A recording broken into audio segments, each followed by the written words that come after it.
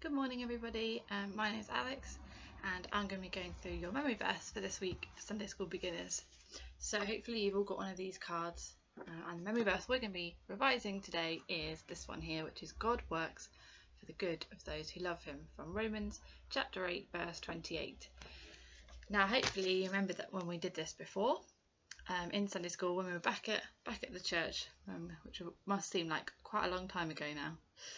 So I thought we could come up with some actions to help us with our memory verse. So I've got some big words here, and maybe we could come up with some actions just to help us remember it. So first word is God. Now I've drawn some arrows on there. So I thought maybe we could point up, say God, because God's up in heaven. So God, first word, works. There we go. So I thought we could do an action like this, like working. It sort of makes you think of somebody trying really, really hard to do something. So that could be our action for works. Then we've got for. I've got an arrow because we think, who might God be working for? So we could do an arrow. So God works for. Okay. And then we've got the.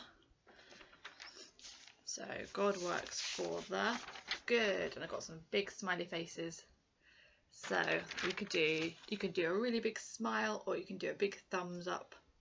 Okay, so should we see if we can go through it all together? So God works. Now it's gonna be a bit tricky for me to do that one, but remember we did an action like this. Works for the good. So who does God work for the good for? Of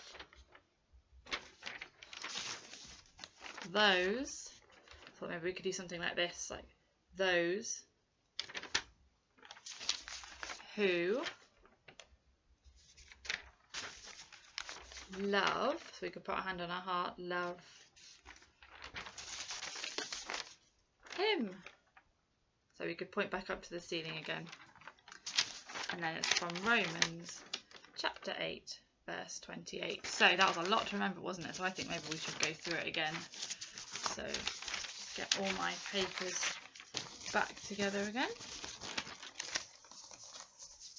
Okay, so the first one was God. So God works for the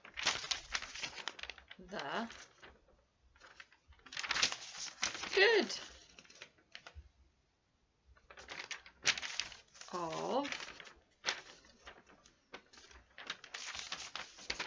of those who love him. So God works for the good of those who love him. So shall we see if we can do it without any words? That would be quite tricky, wouldn't it? Let's see if I can remember all the actions as well. So God works for the good of those who love him. Romans chapter 8 verse 28.